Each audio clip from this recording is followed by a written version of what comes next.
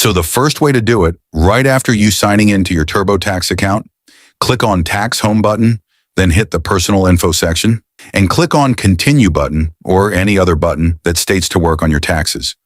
On this window, you want to go to the bottom left of your screen and click on Switch Product button, and then here, tap on Downgrade button, which will open up this page, and you may scroll down.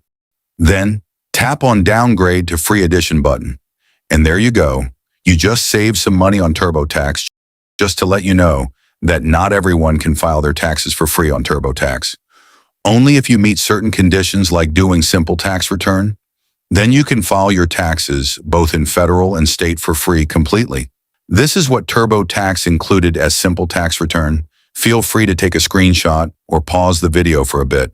And for those of you who do not get this downgrade button, or when you already do a downgrade, but you still have to pay for something, unfortunately, all we can do are click right here on Clear and Start Over button, which will essentially remove all of your progress on the TurboTax, but this will give you the chance to do file taxes for free.